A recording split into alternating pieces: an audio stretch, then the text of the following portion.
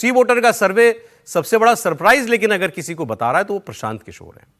फरवरी में प्रशांत किशोर को मुख्यमंत्री के तौर पर 15% लोग देखना चाहते थे। जून में ये 1% बढ़ा, 16% हो गया, लेकिन सितंबर में सीधे 23% पर पहुंच गया है। मतलब 15% पर नीतीश कुमार है और 23% पर जी नीतीश कुमार से 8% ज्यादा। एक लंबी छलांग इस दौड़ में जो है प्रशांत किशोर ने चलाई है। तो मैं इन दो बातों पर सर राय आपकी चाहता हूं। प्रशांत किशोर का ग्राफ लगातार बढ़ना, अभी हम सक्रियता शब्द इस्तेमाल किया तो आजकल सबसे ज्यादा सक्रिय यही है। रोज प्रेस कॉन्फ्रेंस, रोज आरोप नेताओं के ऊपर, खासकर बीजेपी के नेताओं के ऊपर आरोप, और खूब इंटरव्यू वो दे रहे हैं, मीडिया में छाए हुए हैं। देखिए, पहले तो प्रशांत किशोर बात कर लेते हैं। जो काम तेजस्वी यादव या दूसरे नेता अब कर रहे हैं जनता के बीच जाने का, वो प्रशांत किशोर पिछले 2 साल से कर रहे हैं।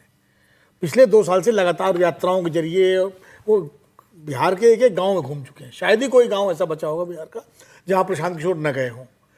और अब वो प्रेस कॉन्फ्रेंस के जरिए हमला कर रहे हैं बीजेपी पर, और ये कोशिश कर दिखा रहे हैं कि बीजेपी के खिलाफ सबसे बड़े मजबूत विकल्प के रूप में अपने को पेश करने की कोशिश कर रहे हैं। प्रशांत किशोर उस वोटर को टारगेट कर रहे हैं जो महत्वाकांक्षी वोटर है, जो हर अक्रॉस द कास्ट लाइन है। वो उसमें हिंदू भी है, मुसलमान भी है, अगले भी है, पिछड़े भी है, दलित भी है, वो युवा, वो महिलाएं, वो लड़कियां, जिनको जो बिहार की 35 साल की जो राजनीति है ना, 90 से लेकर 25 तक की, जो आरजेडी और जेडीयू और बीच में बीजेपी पार्टली, उस राजनीति से, जिसको सामाजिक न्याय की राजनीति कहा जाता है, मैं भी कहता हूँ कई बार की प्रयोग भूमि है, लेकिन वो प्रयोग भूमि कई विकृतियों का भी शिकार है, उससे लोग मुक्ति चाहते हैं।